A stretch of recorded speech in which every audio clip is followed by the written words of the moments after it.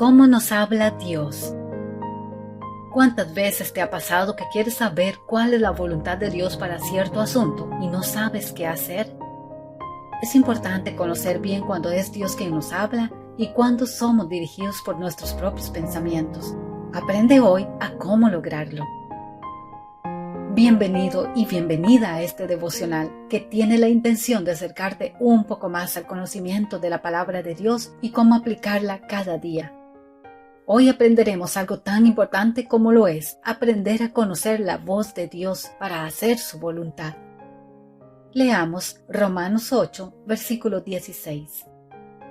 El Espíritu mismo asegura a nuestro espíritu que somos hijos de Dios. ¿Se te hace difícil oír la voz de Dios? ¿Te encuentras atrapado en alguna situación confusa y necesitas consejo? Sin embargo, después de orar y de leer la palabra, ¿aún no estás seguro de lo que Dios quiere que hagas? Yo he tenido esa experiencia. Conocer la palabra escrita de Dios y ponerla en práctica cambió mi vida. Pero cuando se trataba de decisiones para las cuales no había una respuesta directa en la palabra, no estaba segura de qué hacer. Lo que me guardó fue el conocimiento de que estaba haciendo lo correcto gracias a la palabra y la guía del Espíritu Santo. La palabra escrita de Dios y el testimonio interno son dos cosas diferentes, pero nunca se contradicen. Ambos son parte vital de nuestro andar con Dios porque nos guían a su verdad y nos dirige a lo que tenemos que hacer. Sabes porque sabes en tu corazón lo que Dios te está diciendo y sentirás esa inquietud hasta que hayas obedecido.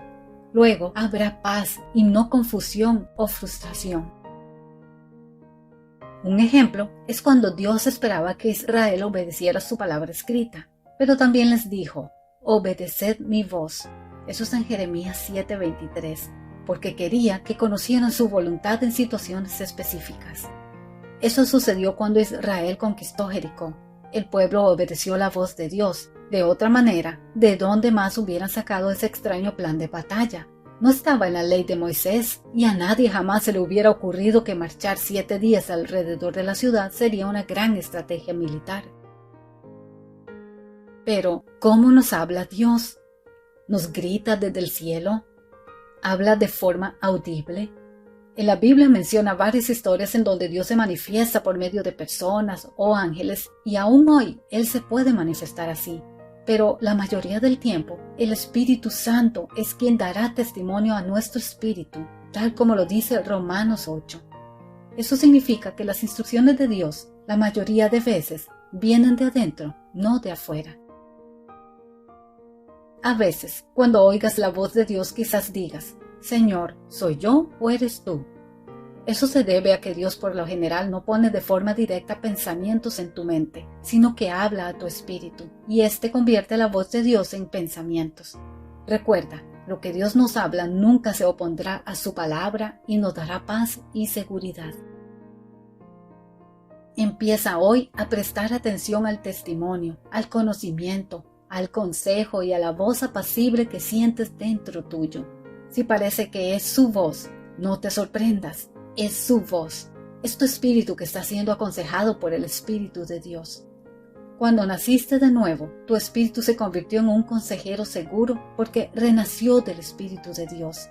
Dios te impartió su naturaleza y el Espíritu Santo vino a vivir en tu espíritu para enseñarte y guiarte en la vida. Acompáñame a orar. Amado Padre, te alabo en este día y te bendigo, mi Dios. Gracias, Señor, porque por medio de tu palabra y tu Espíritu Santo que habita en mi ser interior, tú me hablas, me diriges, me guías a tu verdad, a hacer lo correcto y a tomar decisiones sabias.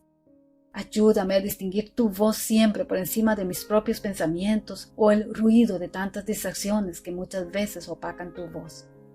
Te pido esto en el nombre de Jesús. Amén. Continuamos con el resumen de hoy para poder aplicar lo aprendido. La palabra de Dios y el testimonio interno son dos cosas diferentes, pero que no se contradicen entre sí. Estas me guían a su verdad y me dirigen a hacer lo correcto. Dios me habla a través de su Espíritu Santo, quien dará testimonio a mi espíritu. Debo prestar atención al testimonio, conocimiento, consejo y a la voz apacible en mi interior, porque ahí habita el Espíritu de Dios. Pensamiento para recordar.